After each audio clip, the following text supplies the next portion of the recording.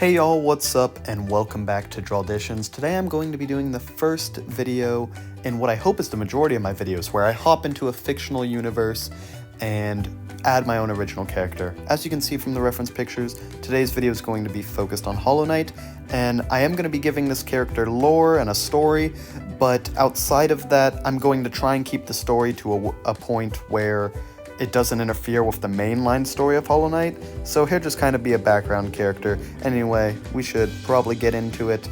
I'll give some design notes after I'm done with the lore. And remember guys, if you like what you see in this video and want to have your own suggestion turned into a video, like, subscribe, leave a comment. Anyway, let's get into it. Well, hello there, adventurer. You look like you've heard every story there is to hear about Hollowknight, or, well, at least the ones they want you to hear. There's a bunch of other stories that are a little bit lesser known. For example, have you ever heard the tale of Spider the Hornet? I know, it's kind of weird. Anyway, no, you haven't? Okay, well, Spider was a young hornet from a village far out of Hollowknight, and you see, he'd always been infatuated by stories of heroes and all sorts of other things that Hollowknight was famous for. The one that stuck out to him the most was the one that was considered the guardian of Hollowknight, that being a bug by the name of Hornet. Now, whether the name was why he was drawn to her, or simply he thought that her feats were impressive, I'm not really sure myself. But to put it frank, he was a little too infatuated with these stories. His town had no guard and no protectors, and often fell victim to raids and attacks from beasts. And one day, he grew tired of it. He made himself a primitive, broken, scrappy-looking nail. It was longer than your average nail, but, you know, he thought it would work. And the arrogant little bug challenged the bandits to a fight. He held his own for a while. He'd been training himself in secret, but he simply wasn't really prepared for that kind of battle, and in the end it cost him his wings, which is a pretty humongous loss. The ability to fly is not something that is taken lightly by his people.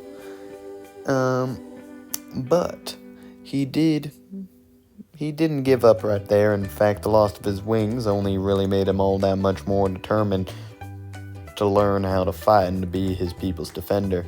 But he didn't really believe he was ready. But he had an idea. Kind of a way of killing two birds with one stone, if you will. See, he'd heard in the many stories about the heroes of Hollowknight that those who entered, Hornet would challenge them to a duel to make sure they were worthy of entering. And to him, this seemed like a perfect opportunity. One, to meet his hero. But second, he figured if he could best her, some legendary hero of Hollowknight, then surely he would be ready to defend his own little tiny town. So, after battle of besting them bandits and determining that he truly felt he was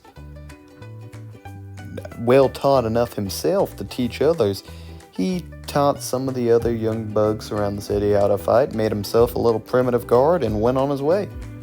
While on his journey, he made his way to Hollowknight, descended down the caves, fought hordes of them, and other infected monsters taken over by some sort of infection.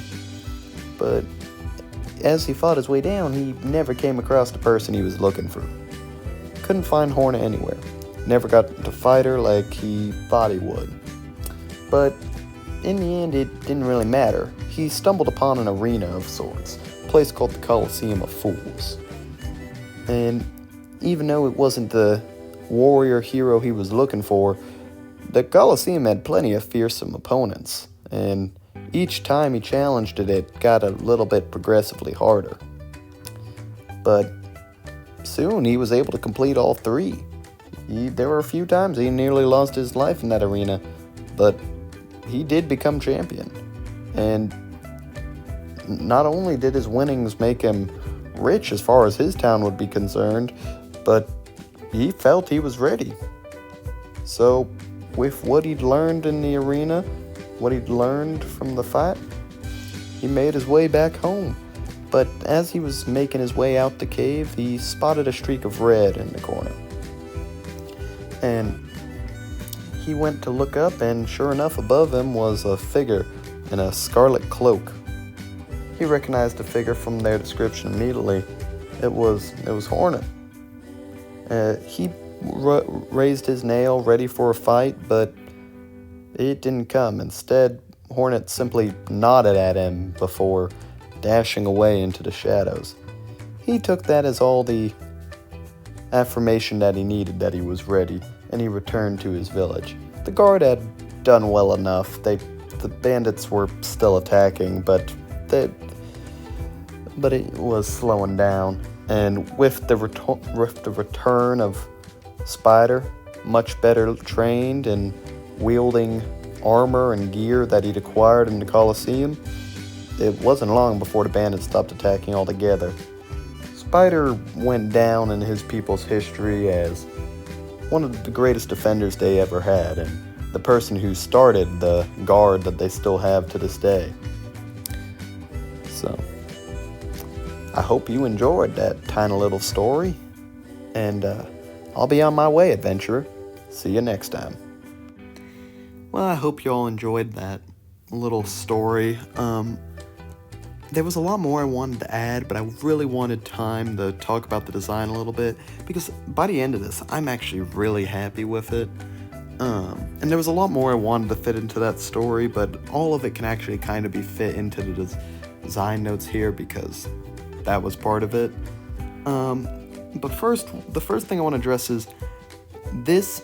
So I pre-made 3 videos for the launch day of this channel, this being one of them, obviously.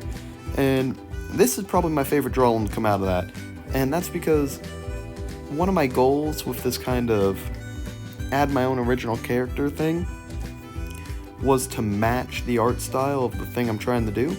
And I feel like I truly did that. I feel like this character is a character that you could see in the Colosseum of Fools. Now, that was not actually my original idea with the story. I just realized especially after I had that shoulder guard thing and the buckler on his the buckler's in a weird place on his arm. By the way, if you don't know, the buckler's a small shield. But it's kind of in a weird place, but, you know, it works.